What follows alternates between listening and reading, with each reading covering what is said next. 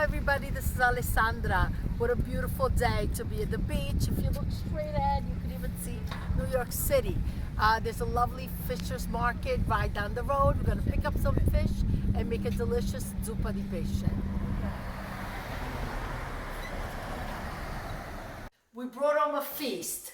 I have 24 little neck clams, a pound of calamari rings and tentacles, a pound of shrimp. They're the wild caught shrimps, and I have 2 pounds of mussels. So, what do you think we're making? Zuppa di pesce, guazzetto, spaghetto allo scoglio, any way you want to call it. It's a simple tomato sauce with all this bendidio, gift from God, really. Now, the one thing I want to show you, the calamari, I just rinsed them. I'm going to dry them. Make sure you dry the calamari well, the same with the shrimp. I want to show you how I go ahead and clean the shrimp because they do have the skin on, okay, the shell on. So from the bottom, you just grab it and kind of push it up to remove it like this.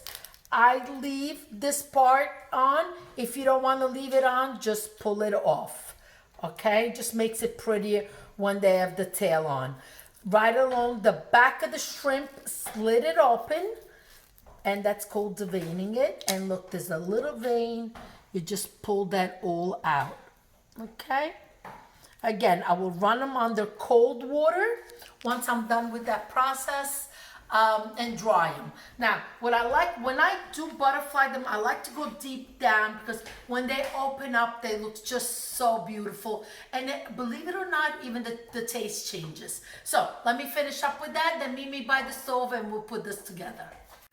In a saute pan, I don't like to do it in a pot because I feel that the steam needs to escape, and that's what fries up the tomato well and the oil, and that really gives it flavor. So I like to use a saute pan. This is 12" by 3.5 tall. I am going to say I'm going to put about 1/4 cup of the extra virgin olive oil. Now, you're gonna do this everything on high flame. You're never gonna lower your flame through the process. I know some of you are gonna say she put more oil than 1/4 cup. Could be.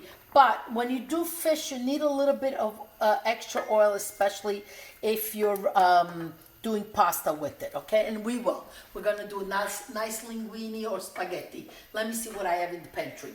I'm going to add a little heat because that's always good. So, all right. Now, when you cut the garlic in, put the oil and the garlic together because you don't want the hot oil. Then you throw the garlic in and it starts burning and splattering everywhere. Look, I got a little skin of the garlic. Okay, so give it a good swirl, get it nice and brown.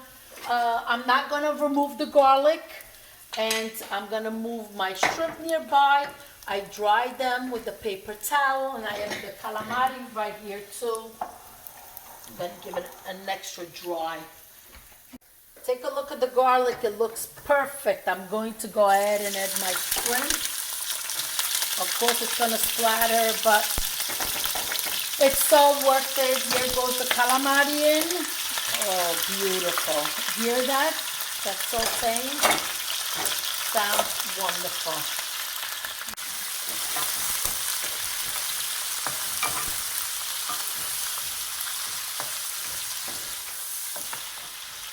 All right, take a look. Come closer. Look at that. Doesn't that look fabulous? I'm going to add, just take a look at this. It's barely, I'm going to say, what, 1/8 cup of white wine. It is needed, just for the little extra flavor. So, the wine is in. Continue on high heat because you want to keep sauteing everything.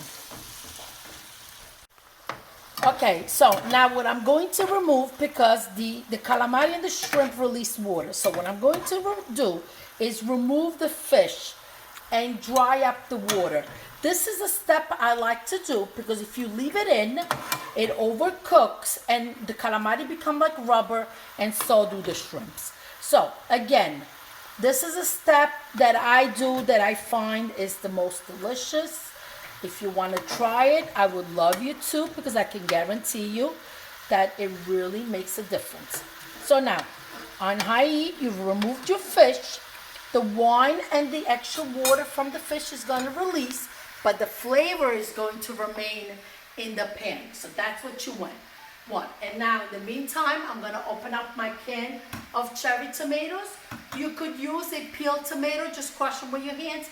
I like these little cherry tomatoes. They really are full of flavor, full of sweetness. So that's what I like to use. Take a look now, just a couple minutes. Now the oil is frying beautifully. So when you add the tomato, it's going to start frying. There you go. That's what you want. Okay? Again, the heat is on high. Just keep doing this. Give it a good stir. See that? See all the frying that happens there? See how the tomato melts away in the oil and it fries up? That's what gives it flavor. Because what happens is when there's all that water, you put your tomato in, what it does, it creates a brodaglia. Brodaglia is like a brothy, loose. You want a nice thick sauce in it. And I'll tell you why. Because when we add the clam and the mussels, they release their water. And that's what's going to pull the dish all together, and it's going to be delicious. Okay, come closer. I want to show you how nice the sauce is. Tirata. That means nice and tight, nice and thick. Okay, now what I'm going to do is add my mussels. If the mussels are, you see they should be all tightly shut. You pull the beard. You see this one is open. I'm going to discard it. Okay, they need to be closed because that means they're alive. Okay, now you put the mussel in. The mussels are going in, and look at the color, the black and red together. Oh yeah, black and red, no wonder, I like that color. That's the combination of everything I wear, black and red.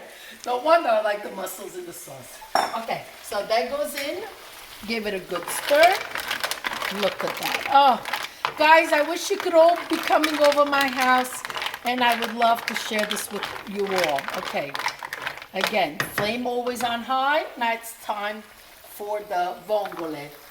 Of course, in Italy we have the little lupini, we call them, not here, but these are also very delicious, so I'm not going to complain.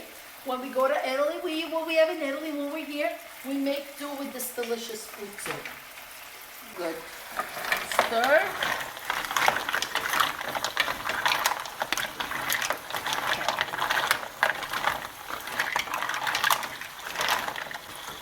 Now it's time, the last minutes that it's cooking, I'm adding back the calamari with the shrimps. Let the clams go at the bottom because they need more heat to open up. So just put them at the bottom and just leave it like this. Now, I want to tell you something. If you watch my videos, you know I got the fresh parsley from the garden. So I just bunch it up and I kind of snip it like this. I want to tell you a little something. I lost these scissors. These are my Caco scissors. I was so upset, couldn't find them, but I always remember. My grandmother used to say, La casa nasconde ma non ruba, which means the house hides but does not steal. So if you just misplace them, sooner or later you'll find them. And that's exactly what happened this morning. I was so happy I finally got my scissors back. Wanted to share a little bit of these things, and I hope one day when my daughters watch my videos, they could remember me and my mother and grandmother through my videos. Anyway, I hope I'm not boring you with these stories. Parsley went in. Okay, now give it a stir. Wait for the clams to open up, and we're ready to eat.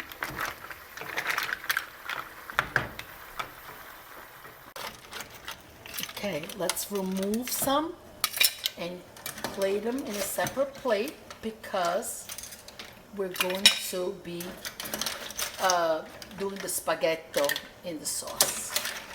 This is also a wonderful plate to eat with just crostoni with nice chunks of toasted garlic bread. That's also delicious. gonna also, as I'm doing this, I'm going to remove some of the shells of the mussels already.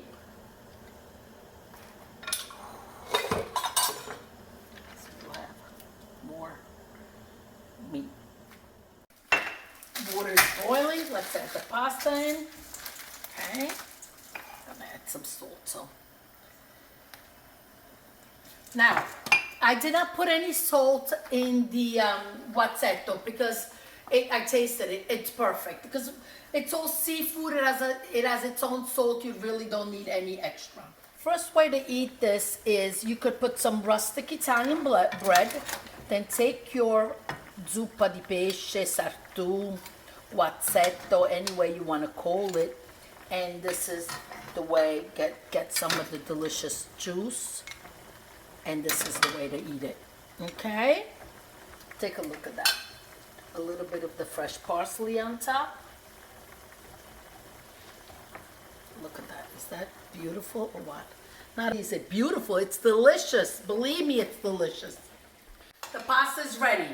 It's a little bit less than al dente, so I'm going to just drop it right into my saute pan and give it the last couple, just a minute or so. Okay, just drain the water. Okay, this way you save on getting your colander dirty, and when you finish the cooking process in the pot, it just adds that extra creaminess. You see that? This is the way you want it. You don't want it red as if it's a Sunday sauce. You want it macchiato. This is the way I do it. This is the way we like it. Okay, let's go and plate it and eat and ready. Everybody's hungry, and just let's bring it to the table. Okay, we're ready to eat. Look at this. Now, I serve myself last because the bottom pasta is the tastiest, but don't tell anybody, okay? So here we go. I'm gonna spoon some of the mussels, clams, calamari, and shrimp right on it. Look at this. Clean that off. A little bit of the fresh parsley. Ed ecco qua. Buon appetito a tutti. Thank you for watching. Hit the subscribe button. Hit the bell so you can be notified of lots of new recipes coming up. Look at this. Isn't this love? It is absolutely for me. Arrivederci, grazie. Alla prossima. Ciao ciao.